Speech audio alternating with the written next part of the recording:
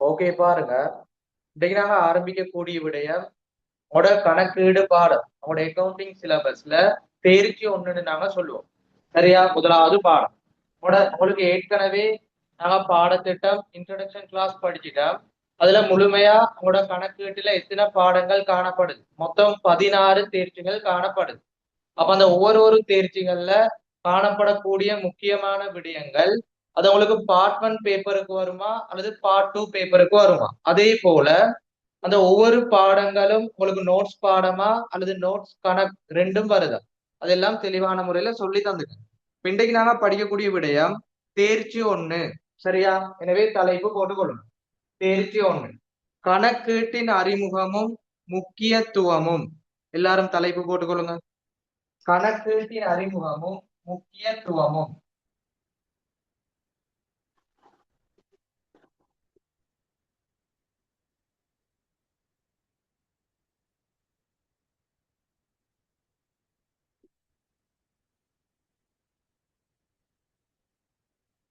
கணக்கீட்டின் அறிமுகமும் முக்கியத்துவமும்.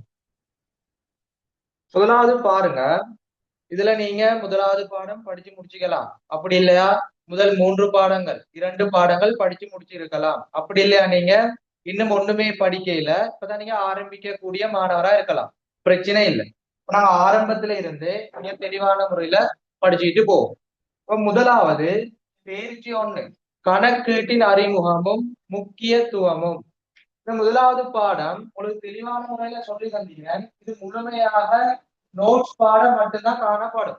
உங்களுக்கு முழுமையா இந்த பாடத்திலிருந்து நோட்ஸ் மட்டும்தான் வரும். உங்களுக்கு கணக்கு சார்ந்த விடயம் வராது. சரியா? அப்ப நீங்க பயிற்சிகள்ல நோட்ஸ் விடயம் மட்டும்தான் பார்க்கணும், கணக்கு ஒண்ணும் வராது. அப்ப முழுமையா நோட்ஸ் மட்டும் நாங்க பார்ப்போம். அடுத்தது பாருங்க, நாங்க முதலாவது படிச்சு முடிக்கணும். அடுத்தது நாங்க பிராக்டிஸ் பண்ணிட்டு எக்ஸாம் செய்யணும். அப்ப நாங்க எக்ஸாமுக்கு போனா அவட பரீட்சைக்கு போனா இந்த முதலாவது தேர்ச்சியில பார்ட் 1 பேப்பரா பார்ட் 2 பேப்பரா தெளிவான முறையில சொல்லி தந்துக்கிறேன். உங்களுக்கு முதலாவது பாடத்துல இருந்து பகுதி 1 பார்ட் 1 பேப்பர்ல தான் முழுமையான வினாக்கள் போடப்படும். இத தெளிவான முறையில எல்லாரும் நோட் பண்ணி கொள்ளுங்க. சரியா? அப்ப கணக்கீட்டின் அறிமுகமும் முக்கியத்துவமும் முழுமையா நோட் வரும். இது முதலாவது தெரிஞ்சு கொள்ள வேண்டிய விடயம். இரண்டாவது, உங்களோட டேம் பேப்பர்ஸா இருக்கலாம். உங்களுக்கு மொத்தம் 6 தவணை இடம்பெறும். அப்படி இல்லையா உங்களோட இறுதி பரீட்சை ஃபைனல் பேப்பரா இருக்கலாம். இப்ப எந்த ஒரு எக்ஸாம்ல இருந்தாலும் பேப்பர்ல உங்களுக்கு பகுதி 1ல தான் இந்த முதலாவது பாடம் இடம்பெறும். இதை தெளிவான முறையில எல்லாரும் விளங்கி கொள்ளணும். சரியா? அடுத்தது முக்கியமான ஒரு விடயம் சொல்லித்தாரன்.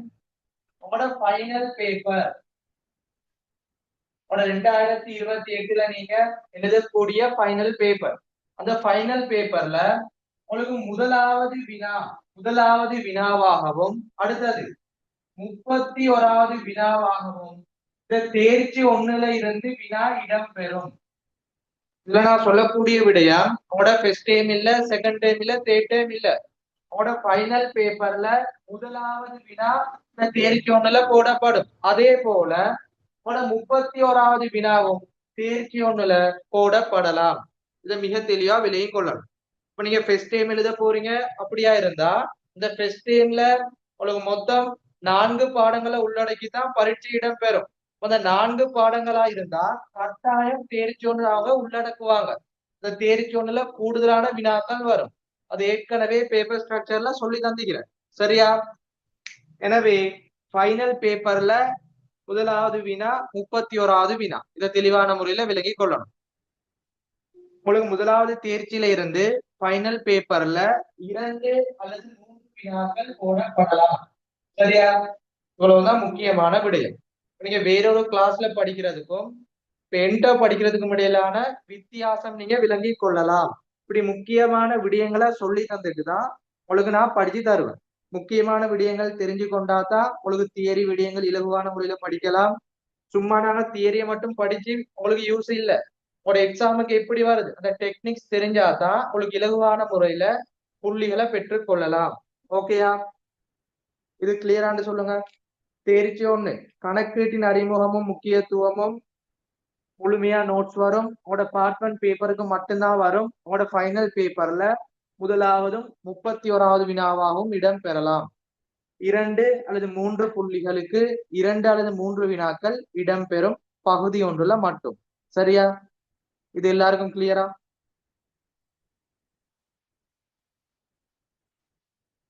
ஓகே. இப்ப இதை நீங்க யூடியூப்ல படிக்கலாம். இலங்கையில காணப்படக்கூடிய சகல மாணவர்களும் 2028 மாணவர் யூடியூப் ஊடாக நீங்க தேர்ச்சி 1 பாடத்தை படிக்கலாம். அப்படி படிக்கக்கூடிய மாணவர்களும் உங்களுக்கு கிளியரா என்ன விடயம்னு கமெண்ட்ஸ்ல போட்டுக் கொள்ளலாம். சரியா? ஓகே. இப்ப நாங்க பாடத்துக்குள்ள போவோம். இப்ப நாங்க தேர்ச்சி 1க்குள்ள போவோம். இந்த தேர்ச்சி 1ன்னு சொல்றது உங்களுக்கு 3 துணை தேர்ச்சிகளை உள்ளடக்கி காணப்படுது. சரியா? 3 துணை தேர்ச்சிகளை உள்ளடக்கி காணப்படுது.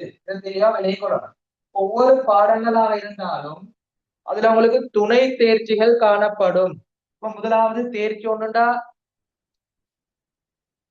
அதுல 3 துணை தேர்ச்சி. சரியா? 1.1 அடுத்து 1.2 1.3 3 விடயங்கள் காணப்படுது.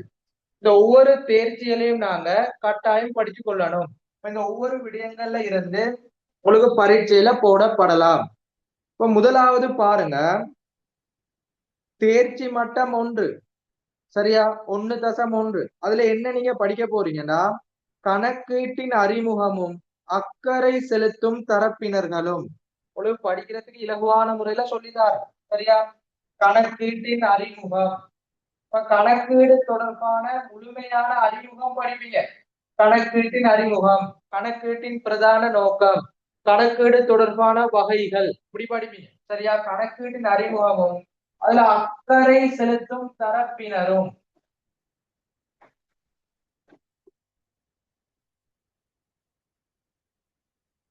அடுத்த இரண்டாவது பாருங்க, 1.2 தேர்ச்சி மட்டம் 1.2ல படிக்கக்கூடிய விடயம் கணக்கீட்டு சூழல்.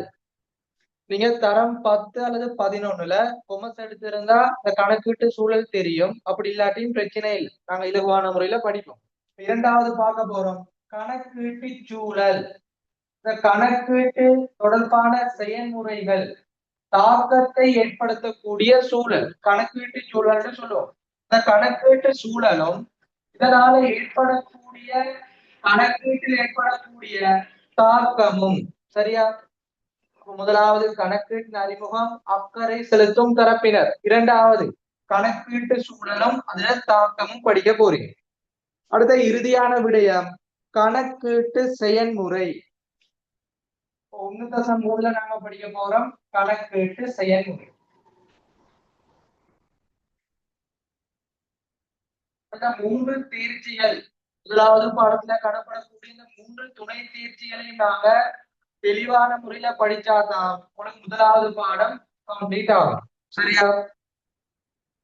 கணக்கீட்டின் அறிமுகமும் அக்கறை செலுத்தும் தரப்பினரும், கணக்கீட்டு சூழல், அந்த சூழல் காரணமாக கணக்கீட்டில் ஏற்படக்கூடிய தாக்கம் சாதக விளைவா அல்லது பாதக விளைவா. அடுத்தது கணக்கீட்டு செயல்முறை தொடர்பா படிக்க போறோம். ஓகேயா? எனவே இப்ப நாம நோட்ஸ் எழுதி கொள்ளுவோம்.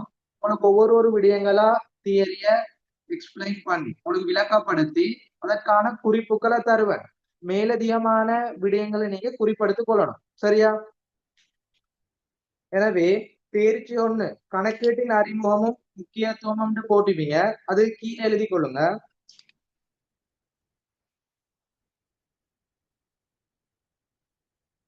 தேர்ச்சி 1 ஆனது, அதை கீழே எழுதி கொள்ளுங்க. தேர்ச்சி 1 ஆனது 3 துணை தேர்ச்சிகளை உள்ளடக்கியதாக காணப்படும். சரியா? நாங்க ஆரம்பத்தில இருந்தே மிக தெளிவான முறையில படிச்சுக்கிட்டு போனோம்னா கணக்கீட்டுல இலகுவான முறையில எடுத்துக் கொள்ளலாம், கஷ்டப்பட தேவையில்லை. தேர்ச்சி 1 ஆனது 3 துணை தேர்ச்சிகளை உள்ளடக்கியதாக காணப்படும். கொஞ்சம் நோட்ஸ் குயிக்கா எழுதி கொள்ளுங்க. சரியா? இந்த ஆன்லைன் கிளாஸ் தானே, உங்களுக்கு பிசிக்கலா இருந்தா இன்னும் வேகமா போகலாம். ஆன்லைன் என்பதால கொஞ்சம் குயிக்கா எழுதி கொள்ளுங்க, ரெஸ்பான்ஸ் பண்ணிக்கொள்ளுங்க. அப்பதான் நாங்க குயிக்கா படிச்சு கொள்ளலாம். சரியா? தேர்ச்சி 1 ஆனது 3 துணை தேர்ச்சிகளை உள்ளடக்கியதாக காணப்படும். அடுத்து இரண்டாவது எழுதி கொள்ளுங்க.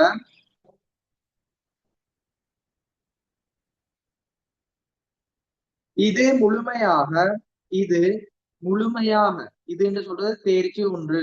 இது முழுமையாக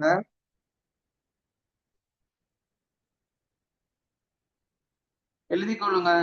தியரி பிராக்கெட்ல போடுங்க. நோட்ஸ் மாத்திரம் கொண்டதாக காணப்படும்.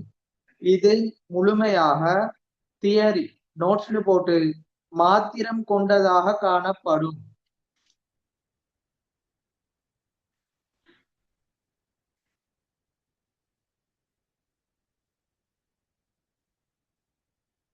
அடுத்து மூன்றாவது எழுதிக் கொள்ளுங்க.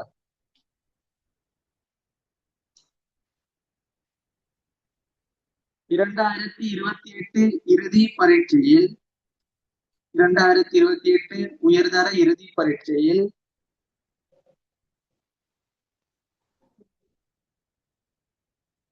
பகுதி ஒன்றில் மாத்திரம் பகுதி ஒன்றில் மாத்திரம் பகுதி ஒன்றில் மாத்திரம் 2 அல்லது 3 வினாக்கள் போடப்படும். பகுதி ஒன்றில் மாத்திரம் 2 அல்லது 3 வினாக்கள் போடப்படும். தேவையா குறிப்பெடுத்துக் கொள்ளுங்க. நோட் போட்டுக் கொள்ளுங்க. முதலாவது வினாவும் 31வது வினாவும். சரியா? சில சந்தர்ப்பங்கள்ல உங்களுக்கு MCQல 2 வினாக்கள் போடப்படலாம். அப்படி இல்லையா உங்களுக்கு கட்டமைப்பு வினாவுல 2 வினாக்கள் போடப்படலாம். மொத்தம் 3 வினாக்கள் அல்லது 2 வினாக்கள் வரும். உங்களுக்கு பேப்பர் ஸ்ட்ரக்சர்ல தெளிவா சொல்லிக்கிறேன். MCQ பல்வேறு வினாண்டா எந்தெந்த விடயங்கள் வரும், அடுத்த கட்டமைப்பு வினாவுல என்னென்ன வரும்னு தெளிவா சொல்லி தந்துக்கிறேன். ஓகேயா? முதலாவது விடயம் எழுதிட்டீங்களா? கிளியரா? குயிக்கா ரெஸ்பான்ஸ் பண்ணுங்க. கிளியரா படிச்சுட்டு போகும். உங்களுக்கு முதலாவது டேம் முடிஞ்சு அல்லது 2வது டேம் முடிஞ்சு அல்லது ஃபர்ஸ்ட் இயர் முடிஞ்சு கணக்கீடு கஷ்டம்னு சொல்றதை விட நாங்க ஆரம்பத்துல இருந்தே சிறப்பான முறையில படிச்சா உங்களுக்கு ஒவ்வொரு டீம்லயும் A எடுக்கலாம். சரியா? 2025 இருக்கலாம் அல்லது 2024 அல்லது பழைய பெச்சாய்க்கலாம். ஆரம்பத்துல இருந்து படிக்கக்கூடிய மாணவர்களும் இருப்பாங்க. அப்படி இல்லையா ஒவ்வொரு டேம் முடிஞ்சு ஜாயின் ஆன மாணவர்களும் இருப்பாங்க. அப்படி இல்லையா எக்ஸாம்ல இறுதி கட்டத்துல ஜாயின் ஆகக்கூடிய மாணவர்களும் இருப்பாங்க. ஒவ்வொரு ஆக்களும் கடைசி டைம்ல ஜாயின் ஆகுனா நல்ல ரிசல்ட் எடுக்க இயலாது. அதனால நீங்க ஆரம்பத்துல இருந்தே சிறப்பான முறையில படிச்சீங்கன்னா ஒவ்வொரு டீம்லயும் 80க்கு மேல புள்ளிகளை எடுக்கலாம். அதே போல இறுதியிலையும் நீங்க 80க்கு மேல இலகுவான முறையில எடுக்கலாம். சரியா? ஓகேயா? கிளியரா?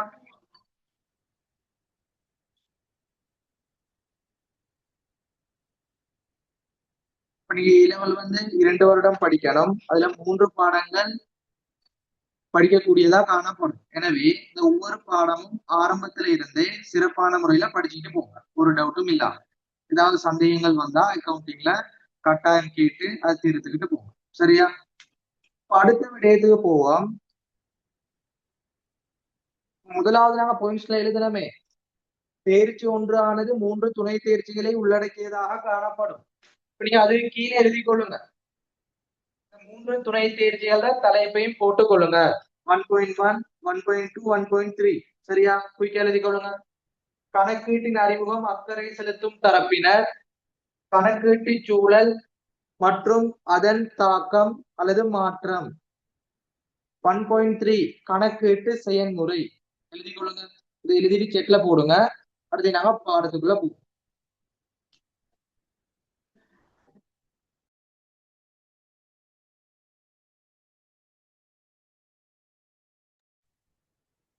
சரியா? கணக்கீட்டுல இந்த முதலாவது பாடத்துல முக்கியமான விடயங்களை சொல்லி தந்துட்டேன். இன்னும் நாங்க படிக்க இல்ல. இன்னும் நாங்க பாடத்துக்குள்ள போக இல்ல. கணக்கீடுனா என்னன்னு இன்னும் சொல்லி தர இல்ல. கணக்கீட்டின் அறிமுகம், அதுல கணக்கீட்டின் பிரதான நோக்கம் என்னன்னு பார்க்க இல்ல. அக்கறை செலுத்தும் தரப்பினர்கள் யாரு காணப்படுவாங்க, இன்னும் படிக்க இல்ல. கணக்கீட்டின் வகைகள் படிக்க இல்ல. அது பிரச்சனை இல்ல. அது நாங்க பின்னுக்கு படிச்சு கொள்ளலாம். மிக முக்கியமானது இந்த விடயங்கள். இப்ப நாங்க உங்களுக்கு ஒவ்வொரு தேர்ச்சிகளை படிக்கும் போதும் ஒவ்வொரு தேர்ச்சி ஸ்டார்ட் பண்ணும் போதும் இந்த முக்கியமான விடயங்களை நாங்க நோட் பண்ணி படிச்சாதான் உங்களுக்கு பரீட்சை நோக்கில படிக்கலாம். சரியா? இலங்கையில பல மாணவர்கள் படிப்பாங்க கணக்கீடு. நீங்க ஸ்கூல்ல படிப்பீங்க, அப்படி இல்லையா பிசிக்கல் கிளாஸ் படிப்பீங்க, அப்படி இல்லையா ஆன்லைன் கிளாஸும் படிப்பீங்க. இப்படி நிறைய மாணவர்கள் படிப்பாங்க. அதுல தமிழ் மீடியம், அடுத்தது சிங்கள மீடியம், இங்கிலீஷ் மீடியம் 3 காணப்படுது. அப்படி பல மாணவர்கள் படிக்கும் போது உங்களுக்கு உயர் தரத்துல போட்டி ஒண்ணு காணப்படும். உயர்ந்தபட்ச போட்டி காணப்படும். அப்படி போட்டியில நீங்க ஃபேஸ் பண்ணி நல்ல ரிசல்ட் எடுக்கணுமா இருந்தா சிறப்பான முறையில நாங்க படிக்கணும். அது தெளிவா விலகி கொள்ளணும். சரியா? ஒவ்வொரு பாடங்கள் அது பரீட்சைக்கு எப்படி வரும், அது டெக்னிக்ஸ் எப்படி வரும், எத்தனை வினாக்கள் வரும், அது முக்கியமா எந்தெந்த விடயங்களை உள்ளடக்கி படிக்கணும், இதெல்லாம் கிளியரா தான் நாங்க பாடத்துக்குள்ள போகணும். ஓகே, நாங்க இப்ப பாடத்துக்குள்ள போவோமா?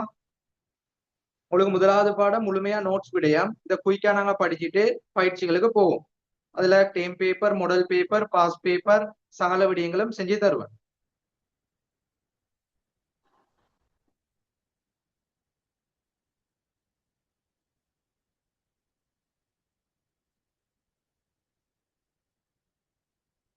இப்ப நாங்க முதலாவது விடயத்துக்கு போவோமா?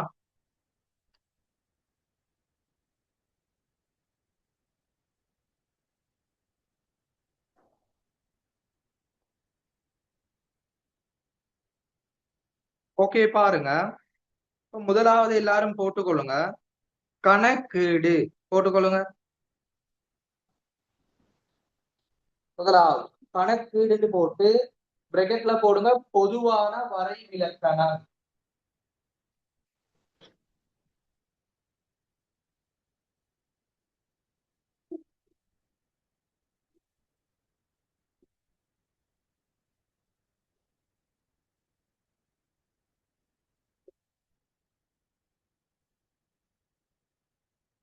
சரியா?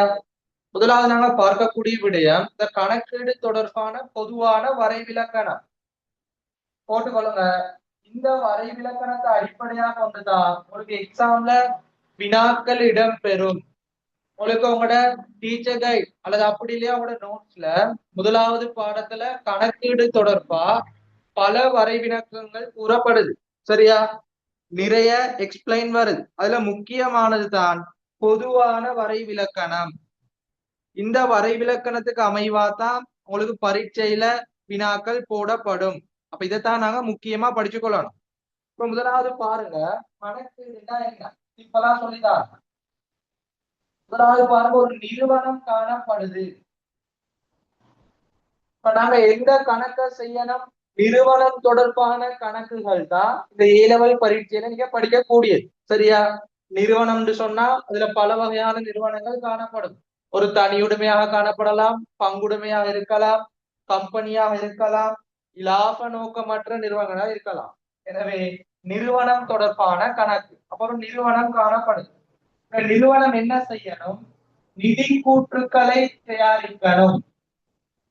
ரொம்பலா விலை கொள்ளுங்க. நிதி கூற்றுக்கள்னா சிம்பிளா இப்ப நீங்க என்ன படிக்கல தானே, கணக்குன்னு விளங்கி கொள்ளுங்க. சும்மா நோமலா நிதி கூற்றுக்கள். இப்ப நிறுவனம் நிதி கூற்றுக்களை தயாரிக்கணும். இப்படி நிதி கூற்றுக்களை தயாரிக்கிறதுக்கு நாங்க என்ன செய்யணும்? இந்த நிறுவனத்துல அக்கறை செலுத்தும் தரப்பினர்கள் காணப்படுவாங்க. நிறுவனத்துல அக்கறை செலுத்தும் தரப்பினர் நிறுவனத்துக்கு உள்ள காணப்படக்கூடிய நபர்கள் அல்லது நிறுவனத்துக்கு வெளியே காணப்படக்கூடிய நபர், இப்படி அக்கறை செலுத்தும் தரப்பினர் காணப்படுவாங்க. இந்த அக்கறை செலுத்தும் தரப்பினர்கள் அந்த நிதி கூற்றுக்களை தயாரிக்கிறதுக்கு சிறந்த ஒரு தீர்மானங்களை மேற்கொள்வதற்கு என்ன செய்யணும்? தகவல்களை வழங்குற தகவல்களை வழங்குற ஒரு செயல்முறையை நாங்க சொல்லுவோம் கணக்கீடு. இதை தெளிவா விளங்கி கொள்ளணும். ஒரு நிறுவனம் காணப்படுது. அந்த நிறுவனம் என்ன செய்யணும்னா நிதி கூற்றுக்களை தயாரிக்கணும். அப்படி நிதி கூற்றுக்களை தயாரிக்கிறதா இருந்தா என்னத்துக்கு தயாரிப்பாங்க? ஒரு பெஸ்டான டிசிஷன் எடுக்க, ஒரு தீர்மானங்களை மேற்கொள்ள. அப்ப ஒரு தீர்மானத்தை மேற்கொள்ள நிறுவனமானது அக்கறை செலுத்தும் தரப்பினர்களால தகவல் வழங்குற ஒரு செயல்முறை கணக்கீடு ஆகும். இது கிளியரா? நிறுவனம் அல்லது வணிகத்தின் மீது அக்கறை கொண்டுள்ள தரப்பினர்கள் தீர்மானங்கள் அல்லது முடிவுகளை மேற்கொள்வதற்கு கணக்கீட்டு அளவொன்றுக்குரிய பொருளாதார தகவல்களை தொடர்பாடல் செய்யும் ஒரு முழுமையான செயல்முறை கணக்கீடு ஆகும். இது கிளியரா? இப்ப நாங்க ஒரு தகவலை வழங்குற செயல்முறையை தான் சொல்லுவோம் இங்க கணக்கீடு. இப்ப அக்கௌண்டிங் என்ன? ஒரு நிறுவனம் நிதி கூற்றுக்கள் தயாரிச்சு ஒரு தீர்மானங்களை எடுப்பதற்கு ஒரு தீர்மானங்களை மேற்கொள்வதற்கு அதுல அக்கறை செலுத்தும் தரப்பினர்கள் ஒரு பொருளாதார தகவல் அல்லது ஒரு முகாமைத்துவத்துக்கு தேவையான தகவல்களை ஒரு வழங்குற செயற்பாடு கணக்கீடு ஆகும். சரியா? இப்ப கணக்கீடுண்டா உங்களோட பரீட்சையில பல முறையில வினாக்கள் வரலாம். முதலாவது, பின்வரும் கூற்றுக்களில் மிக சரியானது கணக்கீடு தொடர்பான சரியான கூற்று யாது? இப்படி ஒரு வினா வரலாம். இரண்டாவது, கணக்கீட்டின் பிரதான நோக்கம் என்ன? இப்படி ஒரு வினா வரலாம். உங்களுக்கு கணக்கீடு தொடர்பாக வந்தாலும் கணக்கீட்டின் பிரதான நோக்கம் வந்தாலும் அதுல பார்க்கக்கூடிய முக்கியமான விடயம் என்ன? நிறுவனத்துல அக்கறை செலுத்தும் தரப்பினர் தகவல் வழங்குதல். அந்த தகவல் சொல்றது ஒரு பொருளாதார தகவலா காணப்படலாம் அல்லது ஒரு பயனுள்ள தகவலா காணப்படலாம். அது பிரச்சனை இல்லை. எங்களுக்கு தேவை அக்கறை செலுத்தும் தரப்பினர் தீர்மானங்களை மேற்கொள்ள தகவல் வழங்கினா அது கணக்கீடு சொல்லுவோம். கிளியரா? உங்களுக்கு பார்ட் 1 பேப்பர்ல கணக்கீடு தொடர்பா வினாக்கள் வந்தா இது அடிப்படையா கொண்டுதான் ஆன்சர் பண்ணணும். கிளியர்னா சொல்லுங்க, நோட்ஸ் எழுதி கொள்ளும்.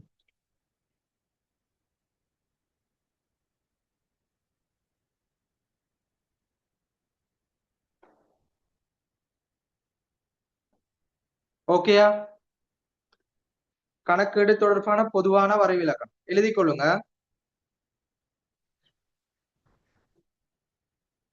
கொஞ்சம் குயிக்கா எழுதுங்க. வணிகத்தின் மீது அல்லது நிறுவனத்தின் மீது அக்கறை செலுத்தும் தரப்பினர்கள். வணிகத்தின் மீது அல்லது நிறுவனத்தின் மீது அக்கறை செலுத்தும் தரப்பினர்கள்.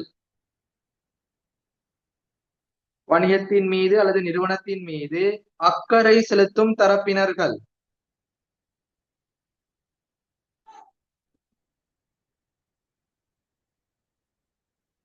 தீர்மானங்கள் அல்லது முடிவுகளை எடுப்பதற்கு தீர்மானங்கள் அல்லது முடிவுகளை மேற்கொள்வதற்கு அல்லது எடுப்பதற்கு எப்படியும் போடலாம். சரியா?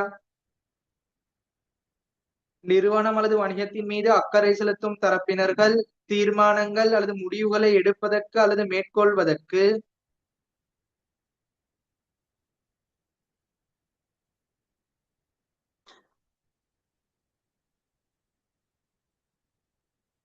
கணக்கீட்டு அளவொன்றுக்குரிய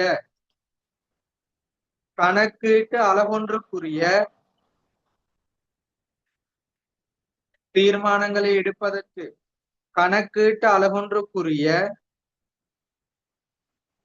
இதுல கணக்கீட்டு அலகுண்டா என்னது நாங்க பின்னுக்கு படிப்போம். சரியா? இப்ப வர இலக்கணத்தை எழுதி கொள்ளும். கணக்கீட்டு அலகொன்றுக்குரிய பொருளாதார தகவல்களை கணக்கீட்டு அலகொன்றுக்குரிய பொருளாதார தகவல்களை வழங்குகின்ற முழுமையான செயன்முறை கணக்கீடு ஆகும். சரியா? லாஸ்டா சொல்லிக் கொள்றேன். கணக்கீடுன்னு சொல்றது மிக இலகுவான விடயம். ஒரு நிறுவனத்தின் மீது அக்கறை செலுத்தும் தரப்பினர்கள் தீர்மானங்களை மேற்கொள்வதற்கு கணக்கீட்டு அளவொன்றுக்குரிய பொருளாதார தகவல்களை வழங்குகின்ற முழுமையான செயல்முறை கணக்கீடு ஆகும். சரியா? இதுல பாருங்க, அந்த நோட்ல தேவையான விடயங்களை அண்டர்லைன் பண்ணிக்கொள்ளுங்க. அக்கறை செலுத்தும் தரப்பினர் தீர்மானங்களை எடுப்பதற்கு தகவல் வழங்குதல். சரியா? இதுல சொல்லப்படக்கூடிய விடயம் கணக்கீட்டு அளவொன்றுக்குரிய அப்படின்னா என்ன? அந்த கணக்கீட்டு அலகுன்னு சொல்றது நிறுவனம். அந்த கணக்கீட்டை தயாரிக்கிற எந்த ஒரு பிரிவையும் நாங்க கணக்கீட்டு அலகுன்னு சொல்லலாம். ஒரு தனிநபர் கணக்கீட்டை தயாரிச்சா இது கணக்கீட்டு அலகுன்னு சொல்லுவோம். அப்படி இல்லையா, ஒரு நிறுவனம் தயாரிச்சா அந்த நிறுவனத்தை நாங்க கணக்கீட்டு அலகுன்னு சொல்லுவோம். அப்படி இல்லையா, ஒரு அரசு தயாரிக்குது அதையும் நாங்க கணக்கீட்டு அலகுன்னு சொல்லுவோம். அப்ப கணக்கீட்டை தயாரிக்கக்கூடிய அந்த பிரிவுக்குரிய தகவல்களை வழங்கணும். கிளியரா? இப்ப கணக்கீட்டு அலகுண்டா என்ன? கணக்கீட்டை தயாரிக்கக்கூடிய பிரிவு. அது ஒரு தனிநபரா இருக்கலாம், நிறுவனமாக காணப்படலாம், அல்லது அரசாக காணப்படலாம், அல்லது எந்த ஒரு பொருளாதார நடவடிக்கையாகவும் காணப்படலாம். பின்னுக்கு நாங்க நோட்ஸ்ல படிச்சு கொள்வோம். அப்ப முதலாவது கணக்கீடு தொடர்பான வரைவிலக்கணம் கிளியரா?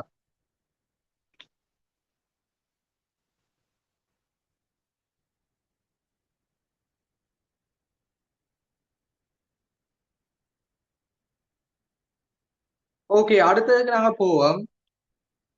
ஒரு கணக்கீடு தொடர்பான வரைவிலக்கணம். அடுத்தது கணக்கீட்டின் பிரதான நோக்கம். அப்படி உங்களுக்கு 2 முறைகள்ல கேட்டாலும் அதுக்கு ஒரே ஒரு ஆன்சர் தான் நீங்க பதில் அளிக்கணும். நிறுவனத்தில் அக்கறை செலுத்தும் தரப்பினர்கள் தீர்மானங்களை மேற்கொள்வதற்கு தேவையான தகவல்களை வழங்குதல். சரியா? உங்களோட எக்ஸாம்ல எம்சிக்யூ பல் தேர்வு வினா வரலாம், கோட் அடிக்கிற கேள்வியும் வரலாம், அடுத்தது எழுதக்கூடிய கேள்வியும் வரலாம். எனவே நாங்க முக்கியமான குறிப்புகள், முக்கியமான நோட் விடயங்களை பாடமாக்கியும் வைக்கணும்.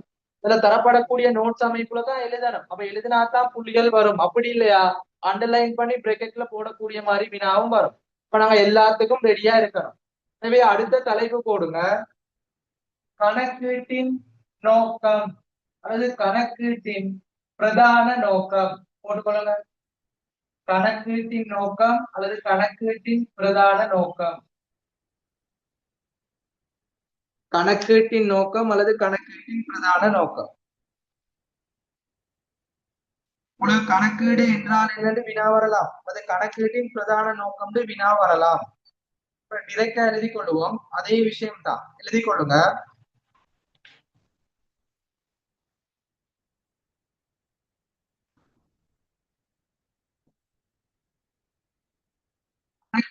அளவொன்றுக்குரிய தகவல்களை தீர்மானங்களை மேற்கொள்வதற்கு நாங்க வழங்குனா அதை சொல்லுவோம் கணக்கீட்டின் பிரதான நோக்கம்.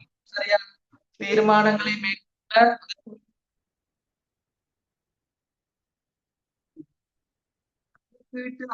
தொடர்பில் கணக்கீட்டு அளவுனா தெளிவா சொல்லிட்டேன். இந்த கணக்கீட்டை தயாரிக்கக்கூடிய ஒரு பிரிவு. கணக்கீட்டு அலகுகள் தொடர்பில்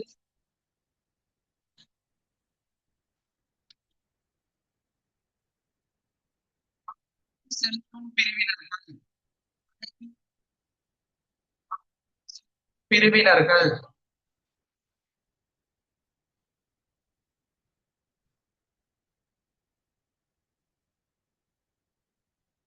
மேற்கொள்வதற்கு தீர்மானங்களை மேற்கொள்வதற்கு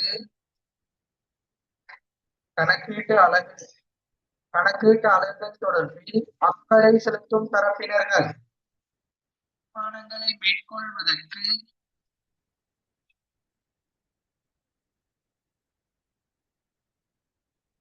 தேவையான பொருளாதார தகவல்களை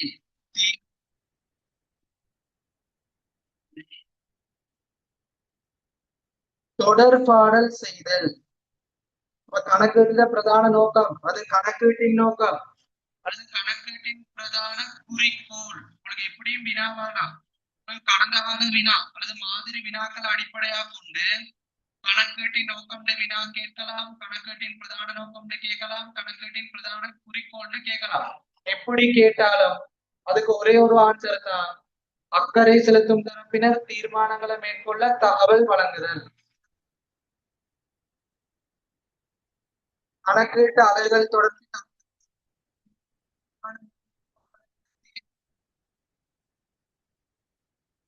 செய்தல் கணக்கீட்டின் நோக்கமாகும். எழுதி முடிச்சு கொள்ளவும்.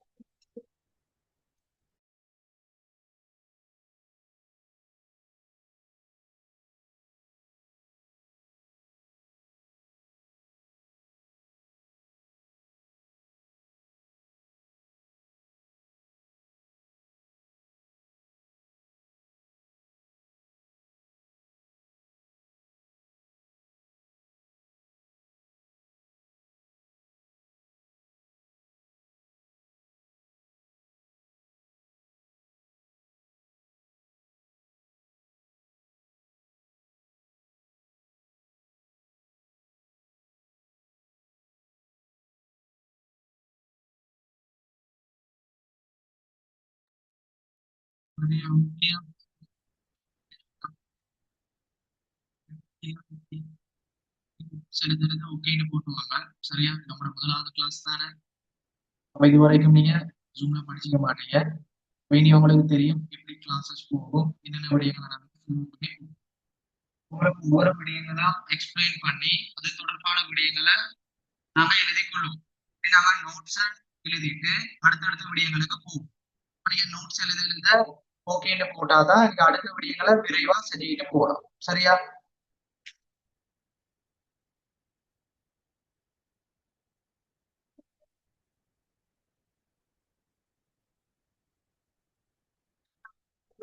போவோம். உங்களுக்கு கணக்கீடு தொடர்பா இந்த வரை இலக்கணம் எக்ஸாமுக்கு போதுமானது. சரியா? கணக்கீடு தொடர்பா இந்த வரை இலக்கணம் போதுமானது. ஆனா கூட சிலபஸ்ல கூட பாடத்திட்டத்துல கணக்கீடு தொடர்பா உங்களுக்கு இன்னும் ஒரு சில வரைவிலக்கணங்கள் காணப்படுது.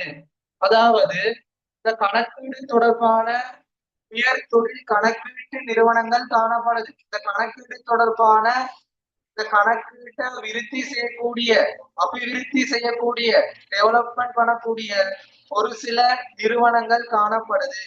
அந்த நிறுவனங்கள் கணக்கீடுனா என்ன, அதுக்கு வரைவிலக்கணம் சொல்லப்படி அந்த ஒரு சில விடயங்களையும் மேலதிகமாக பார்த்துக் கொள்வோம். சரியா? நம்ம இப்ப படிக்கக்கூடிய விடயம் பரீட்சையில டிரெக்டா கேட்கப்படலாட்டையும் ஒரு சில சந்தர்ப்பங்கள்ல பரீட்சையில போடப்படலாம். உங்களுக்கு பரீட்சையில இது வந்தா நாங்க எழுதக்கூடிய மாதிரி இருக்கணும். அப்ப படிக்காம போனா எங்களுக்கு தெரியாது. அதனால சால விடயங்களை படிச்சுட்டு போகணும். சரியா? இப்ப கணக்கீடு, கணக்கீட்டின் பிரதான நோக்கம் கிளியர். அதுக்கு மேலதிகமா இந்த கணக்கீடு தொடர்பா ஒரு சில நிறுவனங்கள் கூறக்கூடிய வரைவிலக்கணத்தை பார்த்துக் கொள்வோம். ஓகேயா?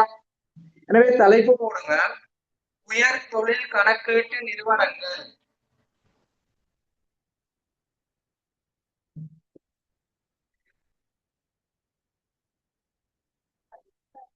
உயர் தொழில் கணக்கீட்டு நிறுவனங்கள்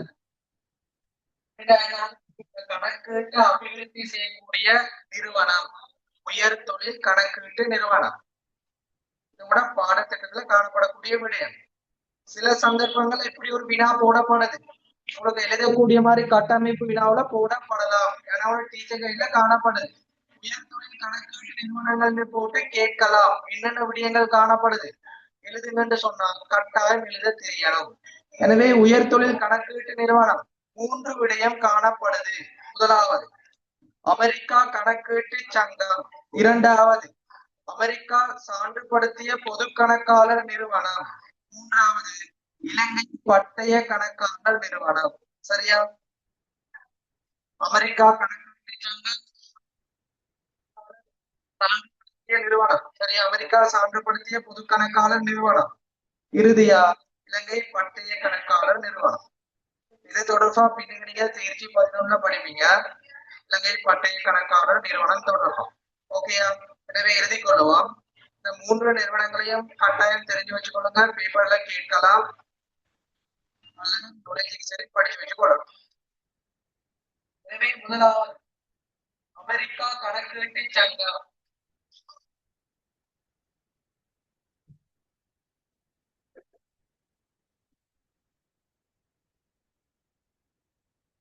உயர் தொழில் கணக்கீட்டு நிறுவனம் அமெரிக்கா கணக்கீட்டு சங்கம்.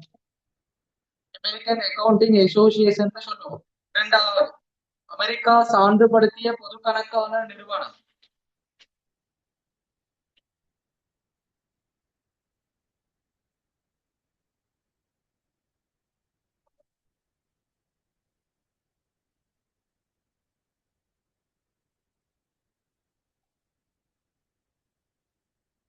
அதே மூன்றாவது போடுங்க, இலங்கை பட்டய கணக்காளர் நிறுவனம்.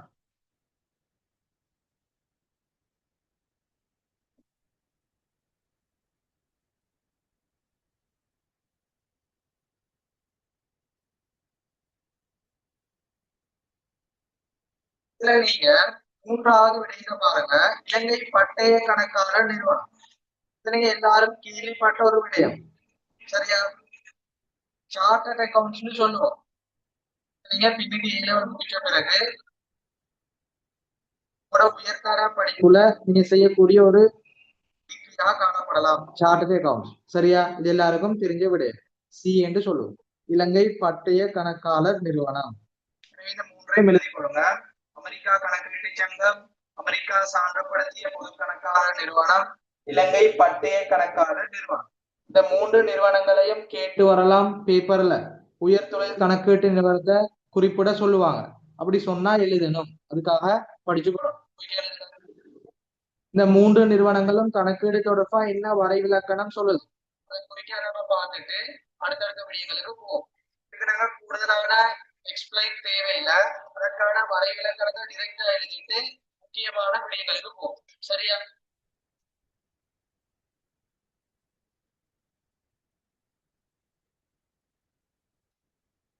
முதலாவது அமெரிக்கா கணக்கீட்டு சங்கம். எழுதி கொள்ளுங்க. அமெரிக்கா கணக்கீட்டு சங்கம். இந்த அமெரிக்கா கணக்கீட்டு சங்கம் கணக்கீடு தொடர்பா என்ன சொல்லப்படுது பார்த்துக்கொள்ளுங்க. தகவல் தேவைப்படும் பிரிவினர் தீர்மானங்கள் அல்லது முடிவுகளை எடுப்பதற்கு பொருளாதார தகவல்களை இனம் காணல், அளவீடு செய்தல், தொடர்பாடல் செய்தல் போன்ற செயல்முறை கணக்கீடு ஆகும். கணக்கீடு தொடர்பா என்ன சொல்லப்படுது? ஒரு தகவல்களை இனம் காணல், அடுத்தது அந்த தகவலை அளவீடு செய்தல், இறுதியா அந்த தகவலை தொடர்பாடல் செய்தல். இந்த மூன்று விடயங்களும் என்னத்துக்கு? ஒரு தீர்மானத்தை மேற்கொள்ள.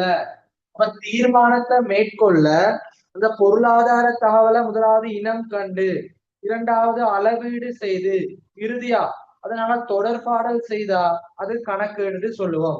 இது கிளியரா?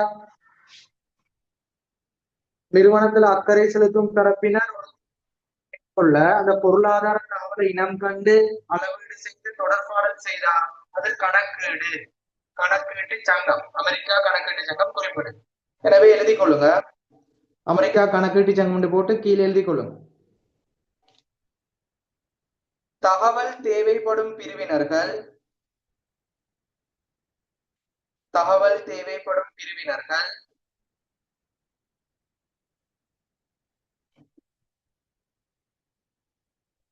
தீர்மானங்கள் அல்லது முடிவுகளை எடுப்பதற்கு தகவல் தேவைப்படும் பிரிவினர்கள் தீர்மானங்கள் அல்லது முடிவுகளை எடுப்பதற்கு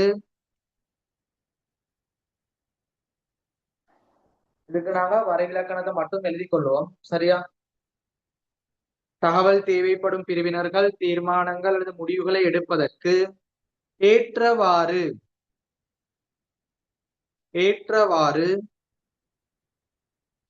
தொடர்ந்து எழுதுங்க. பொருளாதார தகவல்களை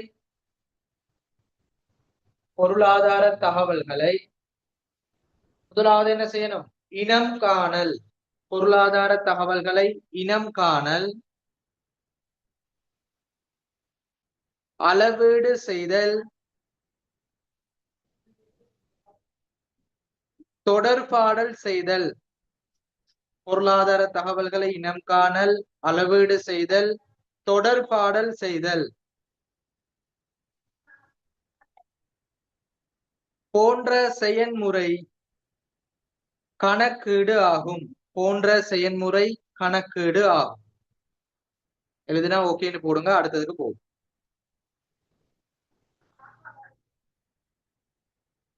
அந்த நோட்க்கு கீழே ஒரு மார்க் போட்டு எழுதி கொள்ளுங்க. நோட்க்கு கீழே மார்க் போட்டு எழுதி கொள்ளுங்க. இனம் காணல், அளவீடு செய்தல், தொடர்பாடல் செய்தல். இனம் காணல், அளவீடு செய்தல், தொடர்பாடல் செய்தல். அப்ப அமெரிக்கா கணக்கீட்டு சங்கம் என்ன சொல்லுது? இந்த தகவல்களை இனம் காணல், தொடர்பாடல் செய்தல், அளவீடு செய்தல். இது முக்கியமான விடயம். அது கீழே போட்டுக்கொள்ளும்.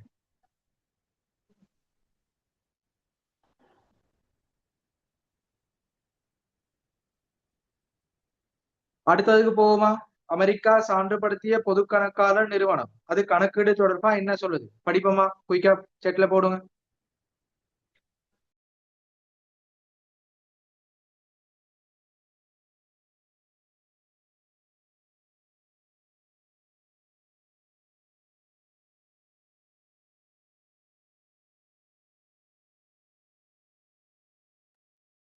ஓகே, இரண்டாவது பாருங்க.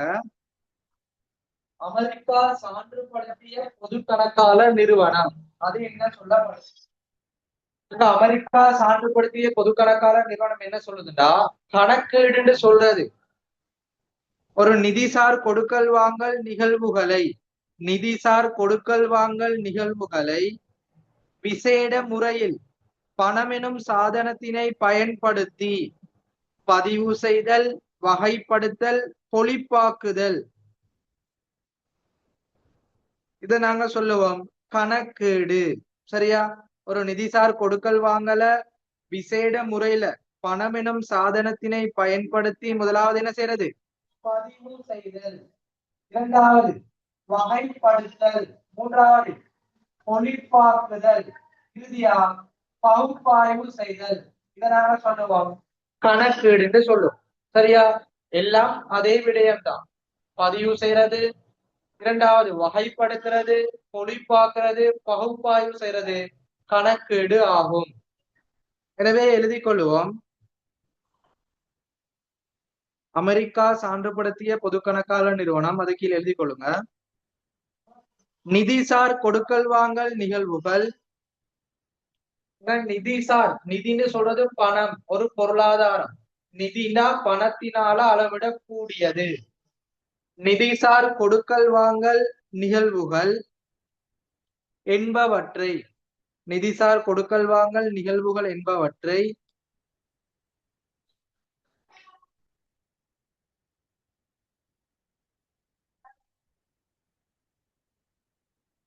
பணத்தினால அளவிடக்கூடிய கொடுக்கல் வாங்கல் நிகழ்வுகளை என்ன செய்யணும்? ஒரு விசேட முறையில பணம் எனும் சாதகத்தை, பணம் எனும் சாதனம், அந்த ஊடகத்தை பயன்படுத்தி நாங்க பதிவு செய்யறது, வகைப்படுத்துறது, பொழிப்பாக்கல், பகுப்பாய்வு செய்தல். இதை நாங்க சொல்லுவோம் கணக்கீடு. எனவே நிதிசார் கொடுக்கல் வாங்கல் நிகழ்வுகள் என்பவற்றை விசேட முறையில் பணம் எனும் சாதனத்தினை பயன்படுத்தி, விசேட முறையில் பணம் எனும் சாதனத்தினை பயன்படுத்தி, விசேட முறையில் பணம் எனும் சாதனத்தினை பயன்படுத்தி தொடர்ந்து எழுதுங்க. பதிவு செய்தல், வகைப்படுத்தல், பொழிப்பாக்குதல், பகுப்பாய்வு செய்தல். பதிவு செய்தல், வகைப்படுத்தல், பொழிப்பாக்குதல், பகுப்பாய்வு செய்தல், கமா தொடர்பாடல் செய்தல். இப்படி நாங்க ஒரு தகவல்களை முதலாவது பதிவு செய்யறோம். அது ஒரு காசு கொடுக்கல் வாங்கலாம், கடன் கொடுக்கல் வாங்கலான்னு பதிவு செய்யறோம். அதை நாங்க வகைப்படுத்துறோம். எந்த கணக்குல வரும், எந்த மூலைடுகள்ல வரும்னு வகைப்படுத்துறோம். அதை பொழிப்பாக்குறோம், கூட்டி எடுக்கிறோம். அதை நாங்க பகுப்பாய்வு செய்யறோம். சரியா? இறுதியில என்ன செய்யணும்? அதை நாங்க தொடர்பாடல் செய்யணும், தகவலை வழங்க. நிதிசார் கொடுக்கல் வாங்கல் நிகழ்வுகள் என்பவற்றை விசேட முறையில் பணமெனும் சாதனத்தினை பயன்படுத்தி பதிவு செய்தல், வகைப்படுத்தல், பொழிப்பாக்குதல், கமா பகுப்பாய்வு செய்தல், தொடர்பாடல் செய்தல். தொடர்ந்து எழுதுங்க. மற்றும் மற்றும் அச்சேற்பாட்டினால் எழுந்த பெறுபேறுகளை, அச்சேற்பாட்டினால் எழுந்த பெறுபேறுகளை வியாக்கியானம் கூறுவதுமான ஒரு கலை. அச்சேற்பாட்டினால் எழுந்த பெறுபேறுகளை வியாக்கியானம் கூறுவதுமான ஒரு கலை கணக்கீடு ஆகும். எல்லாம் சிம்பிளான விடயம். ஒரே விடயத்தை தான் மாறி மாறி பல முறைகள்ல சொல்றான். சரியா? இது எழுதுனா ஓகேன்னு போடும். அதுல அண்டர்லைன் பண்ணிக்கொள்ளுங்க. பதிவு செய்யறது, பொழிப்பாக்குதல், வகைப்படுத்தல், பகுப்பாய்வு செய்தல், அதை வியாக்கியானம் கூற. இது நாங்க சொல்லுவோம் கணக்கீடு. இதெல்லாம் மிக முக்கியமானது. உங்களுக்கு பயிற்சி செய்யும் போது இது நாங்க என்னத்துக்கு படிக்கிறோம்னு இன்னும் தெளிவா விளங்கும். சரியா? எப்படி ஒரு வினா வந்தாலும் என்கிட்ட படிக்கக்கூடிய மாணவர்கள் சிறந்த முறையில ஆன்சர் பண்ணணும், புள்ளிகளை பெற்றுக்கொள்ளணும். அதுக்காக நாங்க எல்லாத்தையும் தெளிவான முறையில படிச்சுட்டு போவோம். இந்த டைம் போறது பிரச்சனை இல்லை, தெளிவா படிச்சுட்டு போவோம்.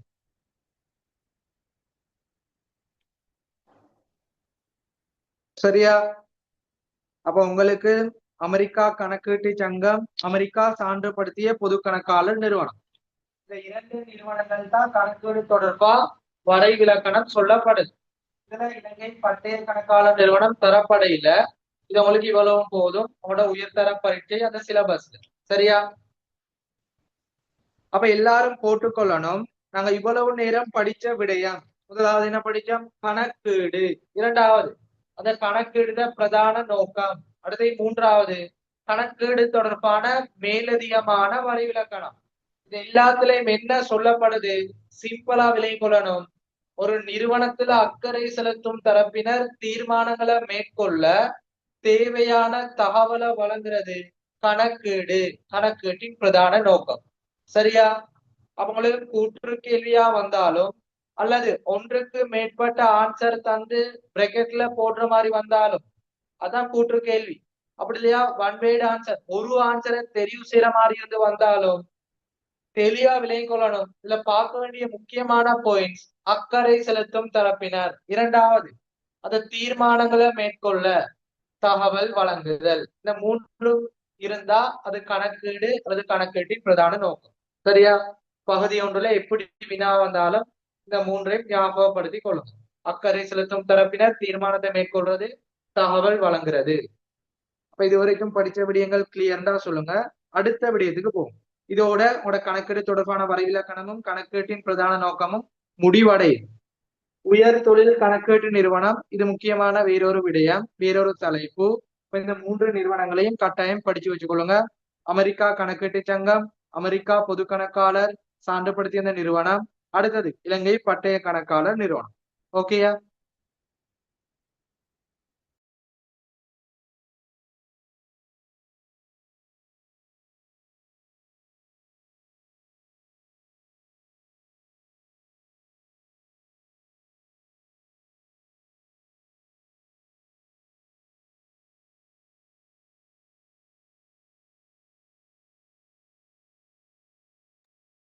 ஓகே, நாங்க அடுத்த விடயத்துக்கு போவோம்.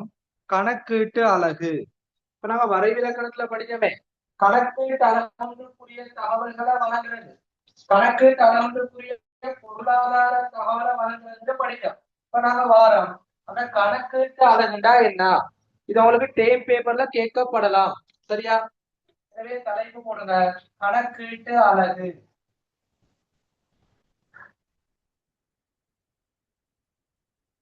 கணக்கீட்டு அலகு நாங்க சொல்லுவோம் அக்கவுண்டிங் யூனிட் சொல்லுவோம். அலகுண்டா யூனிட், ஒவ்வொரு கூறுகளை சொல்றது. கணக்கீட்டு அலகு இதோட முதலாவது தவணை டேம் பேப்பர்ல கட்டாயம் வரக்கூடிய ஒரு வினா. உங்களுக்கு தியரியில படித்தர போதே ஒவ்வொரு டைம்ல என்னென்ன வினா கட்டாயமா சொல்லி தருவேன். தியரிய முழுமையா படிச்சுட்டு இந்த சிலபஸ படிச்சுட்டு நாங்க டேம் பேப்பர் செய்வோம். ஒரு பேப்பர் இல்ல, நிறைய பேப்பர் செய்வோம். அப்படி நான் செஞ்சோம்டா உங்களுக்கு ஃபர்ஸ்ட் டைம்ல 90க்கு மேல புள்ளிகளை இலகுவா பெற்றுக்கொள்ளலாம். கணக்கீட்டு அலகு. இந்த கணக்கீட்டு அலகுண்டா என்ன? சிம்பிளான விடயம் படிச்சுட்டீங்க. இதுல ஒரு ஆள் சொல்லுங்க பாப்போம், அன்மியூட் பண்ணிட்டு. கணக்கீட்டு அலகுண்டா என்ன?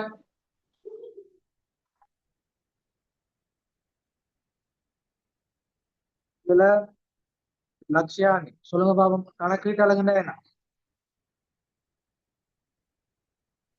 ஒரு தனிநபர் இல்லாட்டி வணிக அமைப்பு இல்லாட்டி அரசு எந்த ஒரு நடவடிக்கையும் கணக்கீட்டு அலகுன்னு சொல்லுவோம்.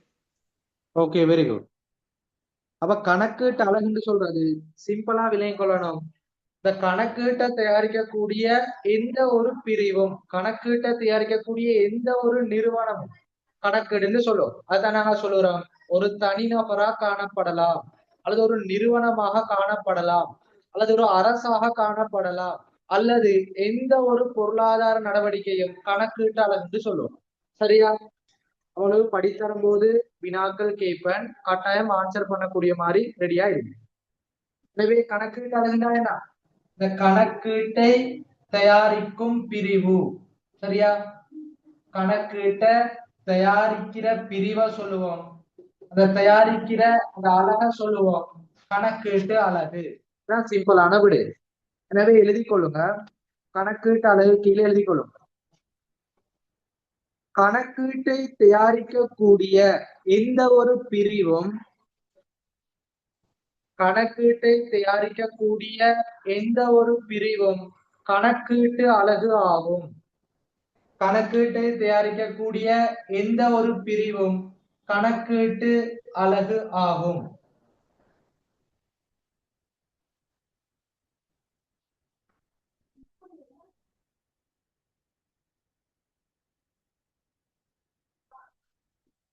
சரியா? அதுக்கு கீழே எழுதி கொள்ளுங்க. கணக்கீட்டை தயாரிக்கக்கூடிய எந்த ஒரு பிரிவும் கணக்கீட்டு அலகு ஆகும். அதுக்கு கீழே கணக்கீட்டு அலகு என்பது தனிநபர், வணிக அமைப்புகள், தனிநபர், வணிக அமைப்புகள், அரசு அல்லது அரச நிறுவனம் போடுங்க. தனிநபர், வணிக அமைப்பு, அரச நிறுவனம் அல்லது அரசு. இலாப நோக்கமற்ற நிறுவனம், போட்டு எழுதிடுவாங்க. தனிநபர், வணிக அமைப்பு, அரசு, அரச நிறுவனம், லாப நோக்கமற்ற நிறுவனம் அல்லது எந்த ஒரு பொருளாதார நடவடிக்கையும் ஆகும். அல்லது எந்த ஒரு பொருளாதார நடவடிக்கையும் ஆகும். உங்கள்கிட்ட கணக்கீட்டு அலகுன்னு கேட்டாலே சிம்பிளா சொல்லணும், கணக்கீட்டை தயாரிக்கக்கூடிய ஒரு பிரிவு. அதுக்கு உதாரணமா தனிநபரை சொல்லலாம், வணிக அமைப்பை சொல்லலாம், அரசு, அரச நிறுவனத்தை சொல்லலாம். லாப நோக்கமற்ற நிறுவனம்டா தெளிவா விலகி கொள்ளணும். எந்த ஒரு நிறுவனத்துக்கும் பிரதான நோக்கம் ஒரு லாபத்தை உழைக்கிறது. நீங்க ஒரு ஷொப் ஒண்ணு செய்ய போறீங்க அல்லது ஒரு சில்லறை வணிகம், ஒரு சிறிய கடை செய்ய போறீங்கடா, உங்களோட நோக்கம் என்ன? அந்த நிறுவனத்தினூடாக லாபத்தை உழைக்கிறது. இப்ப நிறுவனத்துல பிரதான நோக்கம் லாபத்தை உச்சப்படுத்துறது. லாப நோக்கமற்ற நிறுவனம், உங்களுக்கு டவுட் வரலாம், அப்படிப்பட்டதுன்னா அந்த லாப நோக்கம் இல்ல, ஒரு சமூகத்துக்கு ஒரு நலனை வழங்குறது, சமூகத்துக்கு சேவையை செய்யற நோக்கம் கொண்ட நிறுவனம் இலாப நோக்கமற்ற நிறுவனம். சரியா? உங்களோட பாடத்திட்டத்துல சொல்லி தந்துக்கிறேன். தேர்ச்சி 8ல நாங்க படிப்போம். கணக்கீட்டு அளவு ஓகேயா? ஒரு கான்செப்டா படிச்சுட்டு போறதுதான் தேர்ச்சி 1. இதுதான் அடிப்படையான விடயம், உங்களோட கணக்கீட்டுல பேஸான விடயம். இது கிளியர்ண்டா அடுத்தடுத்த விடயங்கள் சிறப்பா படிச்சுட்டு போகலாம். சரியா? அடுத்ததுக்கு நாங்க போவோம். கணக்கீட்டு தகவல் தெளிவா பார்த்து கொள்ளணும். கணக்கீட வரைவிலக்கணத்தை வச்சுதான் படிப்படியா போறோம். முதலாவது அந்த கணக்கீட்டுல வரைவிலக்கணம் படிச்சோம். இரண்டாவது அந்த கணக்கீட்டுட அழகுன்னு ஒண்ணு வருது, அதை நாங்க இப்ப பார்த்தோம். அடுத்ததுக்கு நாங்க போறோம், அந்த தகவல் வழங்குறமே, அக்கறை செலுத்தும் தரப்பினருக்காக தகவல் வழங்குவோம். அந்த தகவல் தொடர்பா படிக்க போறோம். எனவே தலைப்பு போடுங்க, கணக்கீட்டு தகவல். இதோட ஃபர்ஸ்ட் டைம்ல கட்டாயமா வரக்கூடிய ஒரு விடயம் கணக்கீட்டு தகவல்.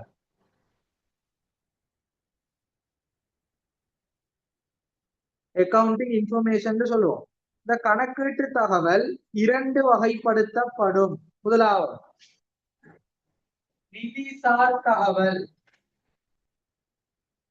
கணக்கீட்டு தகவல் 2 வகைப்படுத்தப்படும். நிதிசார் தகவல், நிதி சாரா தகவல். நிதிசார் தகவலை நாங்க இன்னொரு பெயர்ல சொல்லுவோம் பொருளாதார தகவல். சரியா?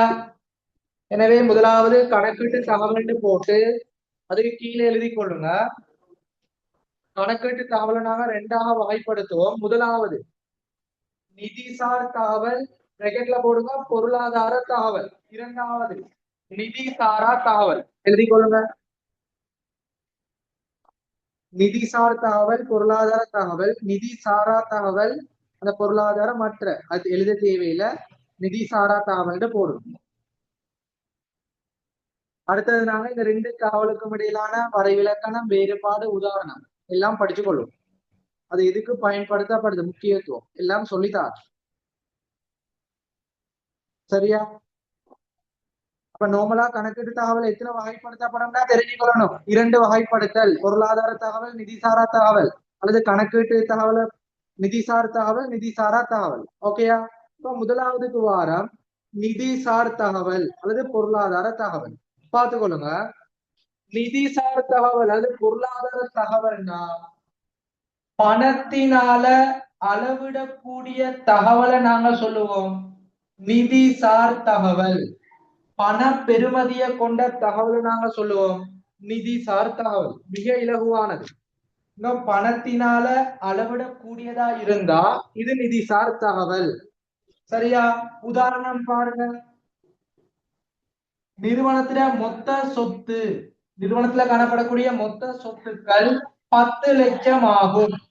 ஒரு நிறுவனமானது குறித்த வருடத்துல விற்பனை 5 லட்சம்.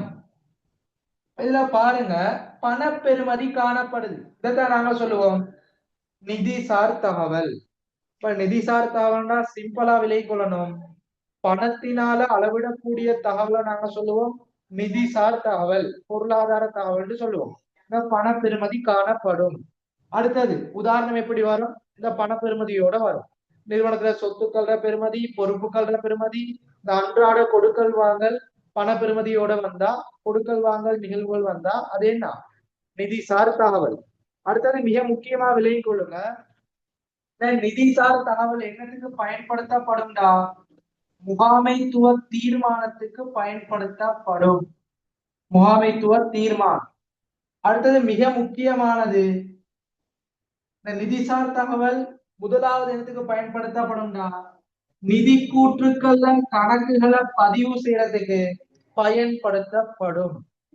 அப்ப எப்பொழுதும் ஒரு கணக்கீட்டுல அக்கவுண்டிங்ல உங்களுக்கு பதிவு செய்யறது எந்த தகவல் கேட்டா என்ன ஆன்சர் பண்ணுவீங்க? தம்பி சொல்லுங்க பாவம்.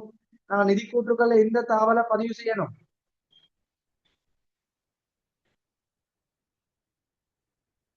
இதுல பிர்னாஸ் தம்பி சொல்லுங்க, நிதி கூற்றுக்கள்ல எந்த தகவலை பதிவு செய்யணும்?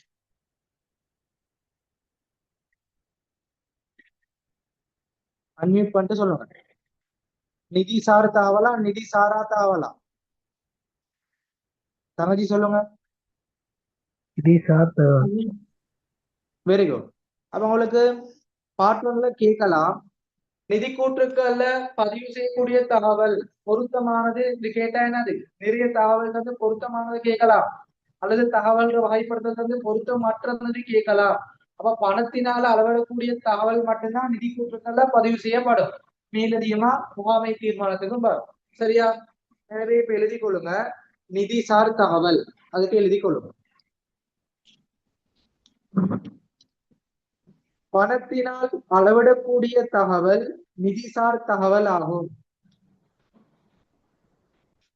பணத்தினால் அளவிடக்கூடிய தகவல் நிதிசார் தகவல் ஆகும். ஒரு பணப்பெறுமதியை கொண்ட தகவல் நிதிசார் தகவல். சிம்பிளான விடயம். அதை நாங்க சொல்லுவோம் பொருளாதார தகவல்னு சொல்லுவோம். பணத்தினால அளவிடக்கூடிய ஒரு பணப்பெறுமதி கொண்ட தகவல் நிதிசார் தகவல் ஆகும். அதுக்கு உதாரணம் எழுதி கொள்ளுங்க. உதாரணம், நிதி ஆண்டுக்கான விற்பனை. இந்த நிதி ஆண்டுன்னு சொல்றது என்னது? சிம்பிளா சொல்லித்தார. நிதி ஆண்டு உங்களுக்கு தேவையான விடயங்களை சொல்லித்தார. நிதி ஆண்டு குறித்த வருடம், சரியா? குறித்த காலப்பகுதி. நிதியாண்டு குறித்த வருடம் குறித்த காலப்பகுதியா இது நாங்க சொல்லுவோம் ஒரு வருட காலப்பகுதி. உங்களோட நிதியாண்டு எப்பன்னு சொல்றா பார்த்து கொள்ளுங்க. 1/4/2027 இருந்து 31/3/2028 இதான் ஒரு நிதியாண்டுன்னு சொல்லுவோம். 1/4/2027 ஆரம்பிச்சு 31/3/2028 இந்த ஒரு வருட காலப்பகுதியை சொல்லுவோம் குறித்த காலப்பகுதி அல்லது குறித்த நிதியாண்டு. இது உங்களோட காலப்பகுதி. இதை தெளிவா விலகி கொள்ளலாம். உங்களுடைய பேப்பர்ல அல்லது உங்களோட டேம் பேப்பர்ல, ஃபைனல் பேப்பர்ல உங்களுக்கு இந்த காலப்பகுதி அடிப்படையாக கொண்டுதான் சால சீராக்கங்கள் அல்லது பதிவுகள் விடயங்களை பார்த்து கொள்ளணும். சரியா? இதை மேலதிகமா சைட்ல நோட் பண்ணி கொள்ளணும். அப்ப நிதியாண்டுக்கான விற்பனை ரூபா 1 லட்சம் எழுதி கொள்ளுங்க. உதாரணம், நிதியாண்டுக்கான விற்பனை ரூபா 1 லட்சம். நிதியாண்டுக்கான இலாபம் ரூபா 5 லட்சம். நிதியாண்டுக்கான விற்பனை ரூபா 1 லட்சம். நிதியாண்டுக்கான இலாபம் ரூபா 5 லட்சம். அடுத்த உதாரணம் இறுதியா எழுதி கொள்ளுங்க. வணிகத்தின் மொத்த சொத்துக்கள். வணிகத்தின் மொத்த சொத்துக்கள் போட்டுக்கொள்ளுங்க 50 லட்சம். வணிகத்தின் மொத்த சொத்துக்கள் 50 லட்சம். வணிகத்தின் மொத்த பொறுப்புகள் 30 லட்சம். சரியா? இப்படி உங்களுக்கு பணம் பெறுமதிய உள்ளடக்கக்கூடிய கொடுக்கல் வாங்கல நாங்க நிதிசார் தகவல்னு சொல்லுவோம். இது கிளியர்னா போட்டுக்கொள்ளுங்க. இப்ப நிதிசார் தகவல் என்னத்துக்கு பயன்படுத்தப்படுது அந்த முக்கியமான குறிப்பை எழுதி முடிச்சுக்கொள்ளும்.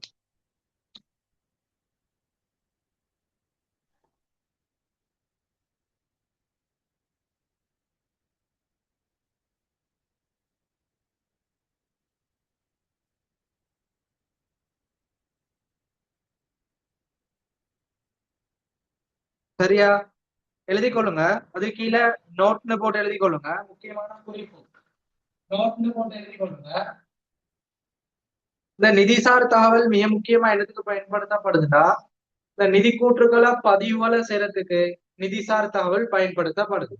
அப்ப நீங்க உங்களோட கணக்கீடு பின்னுக்கு படிப்பீங்க. வருமான கூற்று, நிதி நிலைமை கூற்று, உரிமையாண்மை மாற்றல் கூற்று, காசு பாய்ச்சல் கூற்று, கணக்கீட்டு கொள்கை குறிப்புகள் அல்லது வேற கணக்கீட்டு விடயங்கள் படிப்பீங்க. அப்படி எந்த கணக்கீடு வந்தாலும் அங்க நாங்க பதிவு செய்யக்கூடிய விடயம் இந்த பணத்தினால் அளவிடக்கூடிய தகவல் மட்டும்தான். எனவே நோட்ல எழுதி கொள்ளுங்க.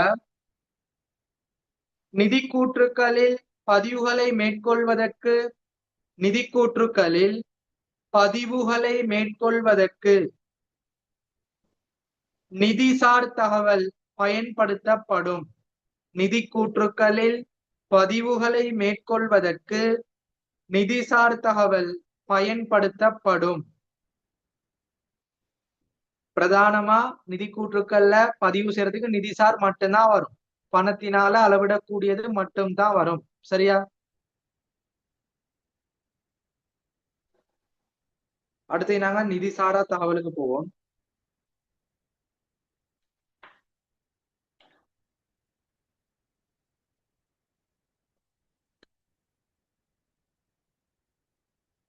ஓகே பாருங்க. நிதிசார தகவல்னா என்ன? இந்த நிதிசார தகவலுக்கு ஒப்போசிட்டா வரும். எதிரா வரக்கூடியது நிதி சாராண்டா தெளிவா விளைக்கணும். இந்த பணப்பெருமதி இல்ல, பணப்பெருமதி இல்லாத பணத்தினால அளவீடு செய்ய முடியாத தகவலை நாங்க சொல்லுவோம் நிதி சாரா தகவல். இங்க பணப்பெருமதி காணப்படாது. அப்ப இதுக்கு உதாரணம் எப்படி வரும்? ஒரு நிறுவனத்துல காணப்படக்கூடிய பணிபுரியக்கூடிய வேலை செய்யக்கூடிய ஊழியர்கள எண்ணிக்கை உதாரணமா 500. ஒரு பாரிய தொழிற்சாலை காணப்படுது. வேலை செய்யக்கூடிய ஊழியர்கள் 500. பணப்பெருமதி இல்ல. இதைத்தான் சொல்லுவோம் நிதிசாரா தகவல். இரண்டாவது, அந்த நிறுவனத்துல ஒரு சிறந்த வேலை சூழல் காணப்படுது. அந்த ஊழியர்கள் வேலை செய்யறதுக்கான ஒரு சிறந்த இடமாக காணப்படுது. அந்த பிரச்சனைகள் இல்ல. ஊழியர்களுக்கு ஒழுங்கான தங்குமிட வசதி காணப்படுது. ஊழியர்களுக்கு தேவையான சிற்றுண்டிகள் உணவு வசதி காணப்படுது. அப்ப இதை நாம சொல்லுவோம் சிறந்த வேலை சூழல். ஊழியர்களுக்கு பாதிப்பில்லாத ஒரு சிறந்த சூழல் காணப்படுது. இப்ப இதை நாம சொல்லுவோம் என்னது? பணத்தினால அளவீடு செய்ய முடியாத தகவல். இதை கிளியரா விலகிக் கொள்ளணும்.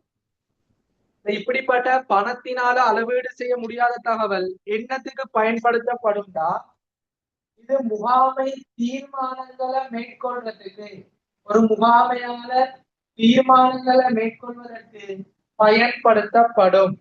இது கணக்கீட்டுல பதிவுகளுக்கு உட்படுத்தப்படலாட்டியும் தீர்மானங்களை மேற்கொள்ள பயன்படுத்தப்படும். இதை தெளிவா விலகிக் கொள்ளணும். சரியா? இப்ப நிதிசாரா தகவல்னா கிளியரா?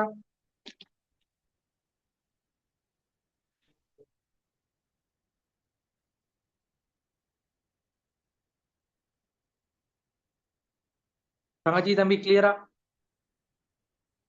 நிதிசாரா தகவல் பணத்தினால அளவீடு செய்ய முடியாத தகவல். உதாரணமா ஊழியர்கள் எண்ணிக்கை, நிறுவனத்தோடு சிறந்த வேலைச்சூழல் காணப்படக்கூடியது. இது கணக்குல பதிவுக்கு உட்படுத்தப்படலாட்டியும் முகாமை தீர்மானத்துக்கு பயன்படுத்தப்படும். சரியா? எழுதி கொள்ளுங்க. நிதி சாரா தகவல் பணத்தினால் அளவீடு செய்ய முடியாத தகவல். பணத்தினால் அளவீடு செய்ய முடியாத தகவல் நிதி சாரா தகவல் எனப்படும். பணத்தினால் அளவீடு செய்ய முடியாத தகவல் நிதி சாரா தகவல் எனப்படும். பணத்தினால் அளவீடு செய்ய முடியாத தகவல் நிதி சாரா தகவல் எனப்படும்.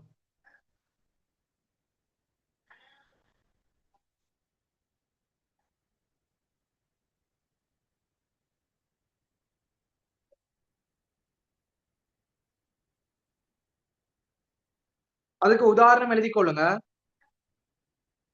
நிறுவனத்தின் ஊழியர்களின் எண்ணிக்கை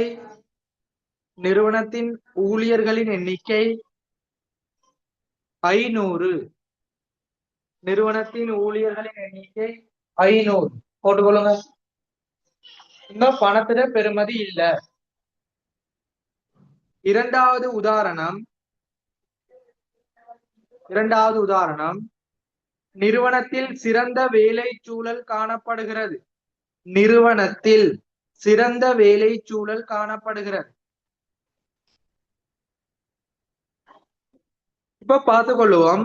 நிதி சாரா தகவல் என்னத்துக்கு பயன்படுத்தப்படும்? நோட்ல எழுதி கொள்ளுங்க. எப்பொழுதும் நாங்க நிதி கூற்று ஒரு கணக்கீட்டுல பதிவு மேற்கொள்ளும் போது எங்களுக்கு என்னத்தை பயன்படுத்தி பதிவு செய்வோம்டா, பணத்தினால் அளவிடக்கூடிய கொடுக்கல் வாங்கல் தான் பதிவு செய்யப்படும், அல்லது நிகழ்வுகள் தான் பதிவு செய்யப்படும். நிதி சாரா பணத்தினால அளவீடு செய்ய முடியாத தகவல் இது உங்களுக்கு தேவைப்படாதா, அல்லது பிரயோசனம் இல்லையா, அல்லது யூஸ்ஃபுல் இல்லையாண்டா அது கட்டாயம் பயன்படுத்தக்கூடியது தான். ஒரு முகாமையாளர் ஒரு தீர்மானத்தை மேற்கொள்ள இந்த நிதி சாரா தகவலும் பயன்படுத்தப்படும்.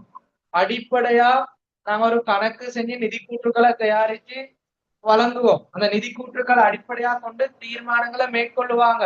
அந்த நிதி கூற்றுக்களோட மேலதிகமா இந்த நிதி சாரா தகவலும் உட்படுத்தப்பட்டு தான் தீர்மானங்கள் மேற்கொள்ளப்படும். சரியா? அப்ப தெளிவா விளங்கிக் கொள்ளணும். நிதிசார் தகவல் கணக்கீட்டுல பயன்படுத்தப்படும். நிதி சாரா தகவல் கணக்கீட்டுல பதிவு செய்யப்படலாட்டியும் முகாமை தீர்மானத்துக்கு பயன்படுத்தப்படும். எனவே எழுதி கொள்ளுங்க. நிதி சாரா தகவல் முகாமை தீர்மானம் மேற்கொள்ளும் போது பயன்படுத்தப்படும். முகாமை தீர்மானம் மேற்கொள்ளும் போது பயன்படுத்தப்படும்.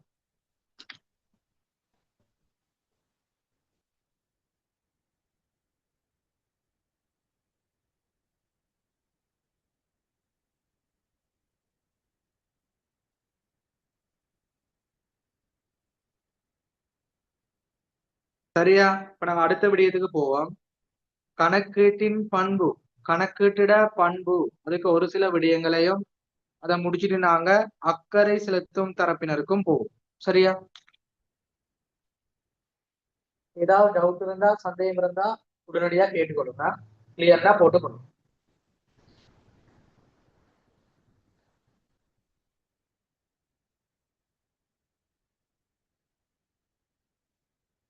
அடுத்த தலை போடுங்க. கணக்கீட்டின் பண்புகள்.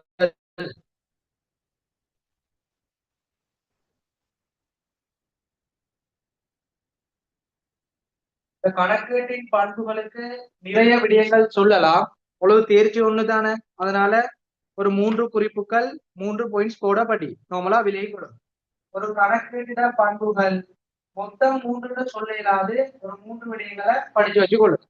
கணக்கீடுன்னு சொல்றது முதலாவது ஒரு சரியானதாக காணப்படணும். கணக்கீடு சரியானது. அடுத்தது விளங்கிக் கொள்ளக்கூடியது. அதாவது சரியானதாயிக்கணும். இரண்டாவது விளங்கிக் கொள்ளக்கூடியது. அதாவது படித்த மாணவர்கள் அப்படி இல்லையா, படிக்காத சகல மக்கள்களுக்கும் இலகுவா அண்டர்ஸ்டாண்ட் பண்ணக்கூடிய மாதிரி இருக்கணும். இறுதியா ஒப்பிடக்கூடியது. சரியா? இது நார்மலா எழுதி கொள்ளுங்க. இதுல நிறைய பண்புகள் சொல்லலாம். உங்களுக்கு அடிப்படையா முதலாவது பாடம் படிக்கிறதால இந்த 3 பண்புகளையும் சொல்லித்தாரன், தெரிஞ்சு வச்சு கொள்ளுங்க. சில சந்தர்ப்பங்கள்ல பரீட்சைக்கு வரலாம். கணக்கீட்டின் பண்புகள் சரியானது, ஒப்பிடக்கூடியது, விளங்கிக் கொள்ளக்கூடியது.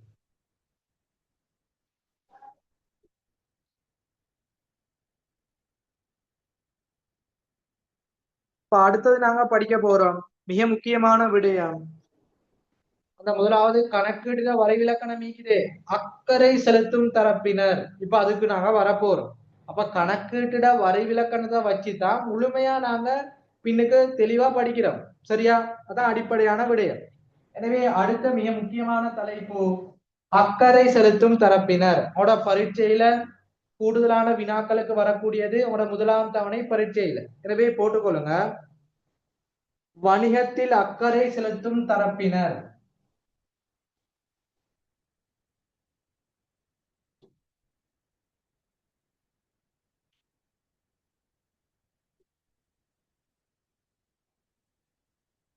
அல்லது கணக்கீட்டில் அக்கறை செலுத்தும் தரப்பினர். எல்லாம் ஒண்ணுதான். சரியா? வணிகத்தில் அது கணக்கீட்டில் அக்கறை செலுத்தும் தரப்பினர் அல்லது பிரிவினர். தரப்பினர் அல்லது பிரிவினர் எல்லாம் ஒரே விஷயம். இல்ல ஒவ்வொரு மாவட்டத்தில இருந்து படிப்பீங்க அல்லது ஒவ்வொரு மாகாணத்தில இருந்து படிப்பீங்க. இதுல ஒவ்வொரு மாவட்ட பேப்பர் அல்லது ஒவ்வொரு மாகாண பேப்பர்ல அந்த மொழிநடைகள் வித்தியாசப்படலாம். அதனால பிரிவினர்கள், தரப்பினர்கள், நபர்கள் எல்லாம் ஒரே விஷயம். நான் பேப்பர் கிளாஸ் செய்யும் போது எல்லாம் சொல்லி தருவேன். சரியா? எனவே அக்கறை செலுத்தும் தரப்பினர்னா முதலாவது என்ன? சிம்பிளா விளங்கிக் கொள்ளணும். நிறுவனம் ஒன்று காணப்படுது. இந்த நிறுவனத்துல முதலாவது என்ன நடக்கும்? அந்த நிறுவனத்துல அன்றாட செயற்பாடுகள் அல்லது நடவடிக்கைகள் இடம்பெறும். செயற்பாடு நடவடிக்கை அப்படின்னா என்ன? ஒரு பொருளை கொள்வனவு செய்யறது அல்லது ஒரு பொருளை உற்பத்தி செய்யறது. அந்த கொள்வனவு அல்லது உற்பத்தி செய்த பொருட்களை இரண்டாவது விற்பனை செய்யறது. இந்த விற்பனை மூலம் ஒரு வருமானங்களை பெற்றுக்கொள்றது. இந்த வருமானத்தை உழைக்கிறது, ஒரு செலவுகளை மேற்கொள்றது. இதை நாங்க சொல்லுவோம் அது அன்றாட செயற்பாடுகள். இந்த நிறுவனத்துல அன்றாட நடவடிக்கைகள். அப்ப நிறுவனத்திட அந்த செயற்பாடு அந்த நடவடிக்கைகள்ல அக்கறை கொண்ட அந்த குழுக்கள், அக்கறை கொண்ட அந்த நபர்களை நாங்க சொல்லுவோம் வணிகத்தில் அல்லது கணக்கீட்டில் அக்கறை செலுத்தும் தரப்பினர். இது கிளியரா? இந்த வணிகத்தில் இடம்பெறக்கூடிய அந்த நடவடிக்கைகள் மீது கூடுதலான கவனம் செலுத்தக்கூடிய அந்த பிரிவினர்களை சொல்லுவோம் அக்கறை செலுத்தும் தரப்பினர். இது நிறுவனத்துக்கு உள்ளேயும் காணப்படுவாங்க, நிறுவனத்துக்கு வெளியேயும் காணப்படுவாங்க. சரியா? உள்ளக மற்றும் வெளியக தரப்பினர் என்று சொல்லுவோம். பின்னுக்கு சொல்லிதான். அப்ப அக்கறை செலுத்தும் தரப்பினர் கிளியரா? நிறுவனத்திட அந்த அன்றாட செயற்பாடு வணிக செயற்பாடுகளின் மீது அக்கறை கொண்ட உள்ளக மற்றும் வெளியக தரப்பினரை நாங்க சொல்லுவோம் வணிகத்தின் மீது அக்கறை கொண்ட தரப்பினர். எழுதி கொள்ளுங்க. வணிக நடவடிக்கைகளின் மீது வணிக நடவடிக்கைகளின் மீது வணிக நடவடிக்கைகளின் மீது அக்கறை கொண்ட வணிக நடவடிக்கைகளின் மீது அக்கறை கொண்ட உள்ளக மற்றும் வெளியக தரப்பினர்கள் அக்கறை செலுத்தும் தரப்பினர்கள் ஆவர்.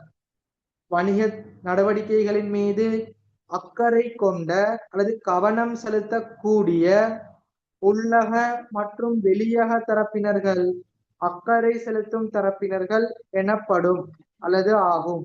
எழுதி கொள்ளும். எழுதி முடிச்சா ஓகேன்னு போடுங்க. அடுத்து அக்கறை செலுத்தும் தரப்பினர்கள் யாருன்னு பார்த்துக்கொள்ளும். அதுல வகைப்படுத்தல பார்த்துக்கொள்ளும்.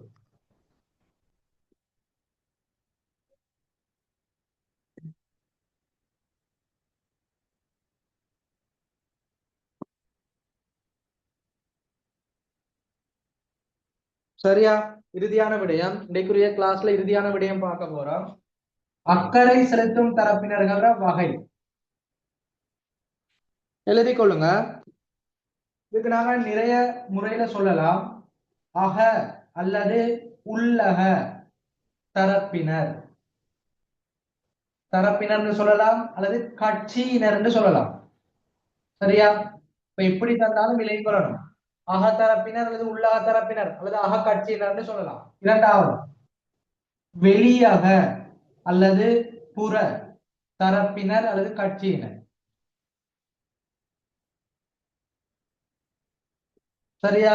உள்ளக தரப்பினர் அல்லது வெளியக தரப்பினர் அல்லது அகக்கட்சியினர் அல்லது புறக்கட்சியினர், இதை விலையும் கொள்ளணும். இதை எழுதி கொள்ளுங்க.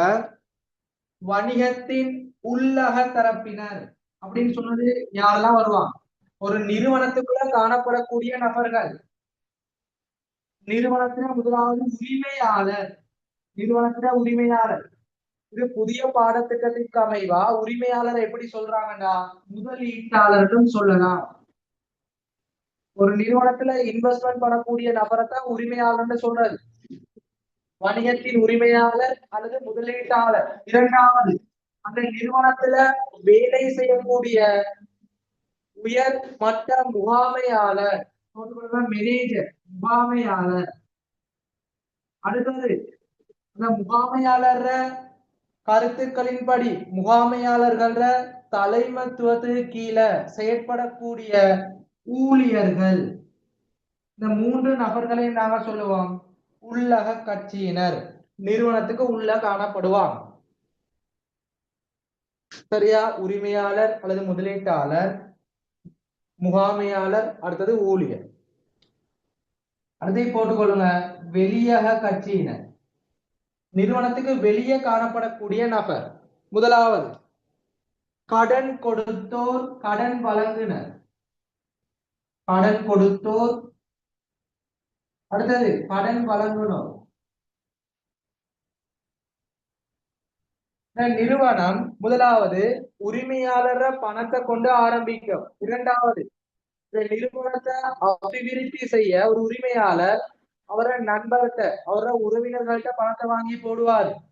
அந்த பணம் இன்னும் காணையில முதலீடு தேவைன்னா ஒரு நிதி நிறுவனத்திட்ட போவாரு. அதான் கடன் கொடுத்தோர், கடன் வழங்குனர். நிறுவனத்துக்கு தேவையான நிதி சார்ந்த பணம் சார்ந்த வசதிகளை மேற்கொள்ளக்கூடிய நிறுவனங்கள் அல்லது நபர்களை சொல்லலாம். கடன் கொடுத்தோர், கடன் வழங்குனர். போட்டுக்கொள்ளுங்க. அரசு. அடுத்தது வாடிக்கையாளர். நிறுவனத்துல காணப்படக்கூடிய பொருட்களை வாங்குற, கொள்வனவு செய்யக்கூடிய, நுகர்வு செய்யக்கூடிய நபர் வாடிக்கையாளர், கஸ்டமர்னு சொல்லுவோம். இந்த மூன்று தரப்பினர்களும் வெளியக தரப்பினர். இதோட பாடத்திட்டத்துல இந்த 6 தரப்பினர்கள், சரியா? இத வச்சுதான் உங்களுக்கு தேவையான தகவல்கள் பின்னுக்கு நாங்க படிப்போம். ஆனா இந்த உள்ளக வெளியக தரப்பினர் இன்னும் சொல்லலாம். உதாரணமா பார்த்தோம்னா வெளியக பிரிவினர்ல போட்டியாளர்களை சொல்லலாம். நம்மட நிறுவனம் மாதிரி இன்னும் ஒரு நிறுவனம் போட்டியாளர் சொல்லலாம். சரியா? ஆனா உங்களுக்கு அக்கறை செலுத்தும் தரப்பினர், அதற்கு தேவையான காரணம், தகவல் இந்த 6 தரப்பினரை வச்சுதான் படிப்போம். அதனால இதை மட்டும் தெளிவா விலகிக் கொள்ளும். சரியா? எனவே உள்ளக தரப்பினர்ல 3 பேர் வரும். உரிமையாளர் அல்லது முதலீட்டாளர், முகாமையாளர், ஊழியர். வெளியக தரப்பினர்ல 3 பேர் வரும். கடன் கொடுத்தோர், கடன் வழங்குனர், அரசு, வாடிக்கையாளர். எழுதி கொள்ளுங்க. இந்த தரப்பினர்களை வச்சு உங்களுக்கு எக்ஸாம்ல கேள்வி வராது. இந்த தரப்பினர்களுக்கு தேவையான தகவலை அடிப்படையா கொண்டு தான் வரும். சரியா? அக்கறை செலுத்தும் தரப்பினர் என்னத்துக்கு தேவை? ஒரு உரிமையாளர் என்னென்ன தகவல் தேவை? கடன் கொடுத்தோர், கடன் வழங்குனர், அரசு, வாடிக்கையாளர். அந்த தரப்பினருக்கு தேவையான தகவலை வச்சுதான் பரீட்சையில வரும். எனவே இது அடிப்படையா படிக்கிறோம். அக்கறை செலுத்தும் தரப்பினர், அதுல வகைப்படுத்தல், அதுல வரக்கூடிய கூறுகளை படிச்சுக்கிறோம். ஓகேயா? இப்ப இன்றைக்கு நாங்க படிச்ச விடயங்கள் எல்லாம் கிளியர்டா செட்ல போடுங்க.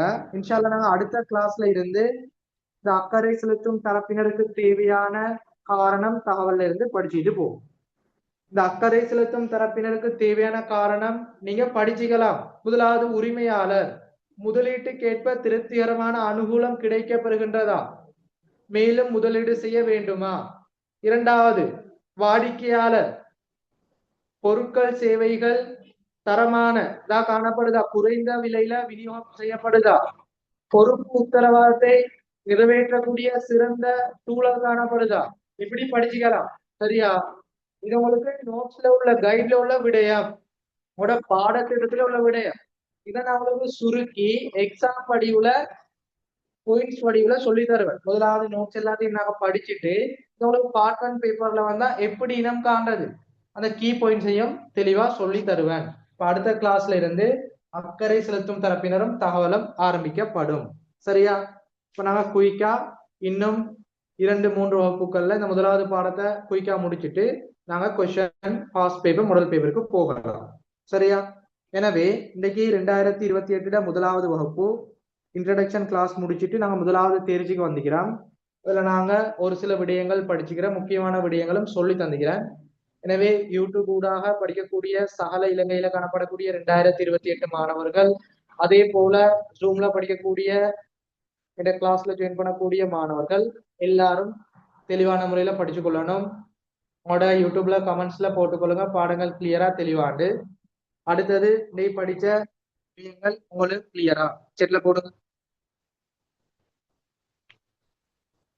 இதுவரைக்கும் நீங்க முதலாவது பாடம் வேறு வேறு இடத்துல படிச்சுக்கலாம். இன்னைக்கு எந்த கிளாஸ்ல படிச்சது உங்களுக்கு எப்படி இருக்குது? வித்தியாசமா இருக்குதா? யூஸ்ஃபுல்லா இருக்குதா? படிக்கிறதுக்கு இலகுவான முறையில காணப்படுதா? நல்லது கெட்டது எல்லாத்தையும் சொல்லிக் கொள்ளலாம். இல்ல தொலைபேசி இலக்கமைக்கு அதுக்கு போட்டுக்கொள்ளலாம், அது கமெண்ட்ஸ்ல போட்டுக்கொள்ளலாம், அல்லது நீங்க செட்லையும் சொல்லிக் கொள்ளலாம். எல்லாருக்கும் கிளியரா இன்னைக்குரிய கிளாஸ்?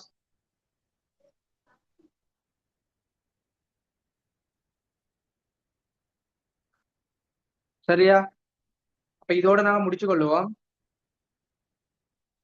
கட்டாயம் இன்னைக்கு ஜாயின் பண்ண 2 மாணவர்களும், சரியா, 2 மாணவர்களும் இன்னைக்கு தான் முதலாவது கிளாஸ் ஜாயின் பண்ணிக்கிறேன்.